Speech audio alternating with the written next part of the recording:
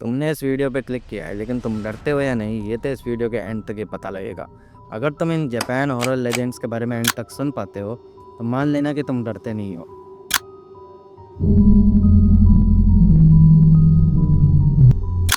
The red room कर्स एक ऐसी कहानी जो इंटरनेट के डार्क कॉर्नर्स में जन्मी और दुनिया भर में डर और सस्पेंस का प्रतीक बन गई।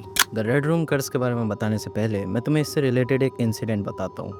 2004 में सासेबो नागासाकी के स्कूल में एक हॉरिफाइंग इंसिडेंट हुआ। एक 11 साल की लड़की ने अपने क्लासमेट का मर्डर कर दिया था। ये कहा जाता है कि वो लड़की रेड रूम फ्लैश एनिमेशन की फैन थी, एक एनिमेशन जो मौत और सस्पेंस के थीम से भरा हुआ था। तो अब इस कर्ज की शुरुआत होती कैसे है? इस कर्ज की शुरुआत होती है एक अजीब पॉपअप से। जब विक्टिम अपने कंप्यूटर के सामने अकेला होता है, एक लाल बैकग्राउंड और काले अक्षरों के साथ ये पॉपअप दिखाई देता है। जैसे ही विक्टिम इसे क्लोज करने की कोशिश करता है और वर्ड्स अपीयर होते हैं। आखिर में ये लिखा होता है कि do you like the red room.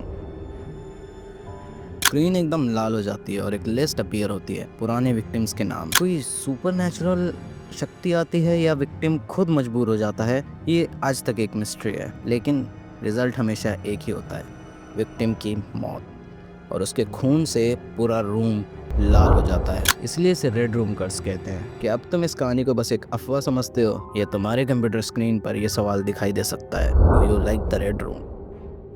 क्या तुमने कभी आकामांटो के बारे में सुना है? आकामांटो द रेड क्लॉक, ऐसी डरावनी कहानी जो जापान के स्कूल टॉयलेट से शुरू होती है। आई नो, काफ़ी अजीब है। आकामांटो द रेड क्लॉक एक ऐसे शैतान का नाम है जो लोगों को उनकी सबसे वनरेबल पोजीशन में घेर लेता है जब वो टॉयलेट में होते हैं। कहते हैं आकामांटो एक सफ़ेद मास्क और लंबी लाल क्लॉक पहनता है। जब आप अकेले होते हो वो आपके पास आता है और एक सवाल पूछता है, लाल या नीला।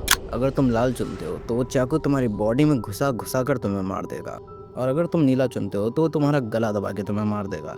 आकामांटो के हर जवाब का सिर्फ एक ही अंजाम है, वो है मौत।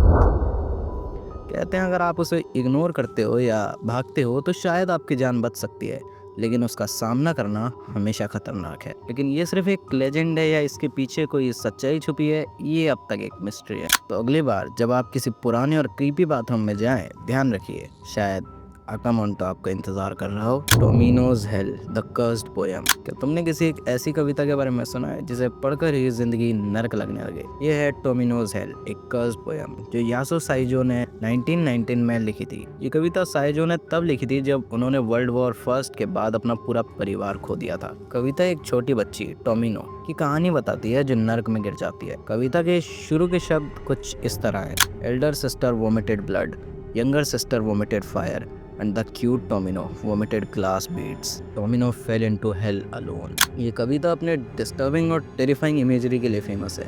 कुछ लोग मानते हैं कि ये एक बच्ची की कहानी है जिसने अपने माँ बाप का खून किया था। कई लोग इसे युद्ध या चाइल्ड अब्यूज़ का प्रतीक मानते हैं। लेकिन सबसे बड़ी बात यह है, अगर तुम इस कविता को जोर से पढ़ो तो तुम्हें एक भयंकर श्राप का शिकार बनना होगा। हेडेक्स, बीमारी और कभी कभी मौत तक की घटनाएं लोगों ने रिपोर्ट करी है। 2004 में ऑथर योमोटा इनिहुको ने अपनी किताब my heart is like a stone rolling around में ये लिखा, अगर आपने कभी ये कविता जोर से पढ़ी तो आप एक ऐसे श्राप का शिकार बनेंगे जिससे आप बच नहीं सकते। ये कविता सच में श्रापित है या बस एक अफवाह, ये तो किसी को नहीं पता। लेकिन एक बात तो तय है, क्या आप रिस्क लेने के लिए तैयार हैं? क्या आप इस कविता को जोर से पढ़ने के लिए तैयार हैं?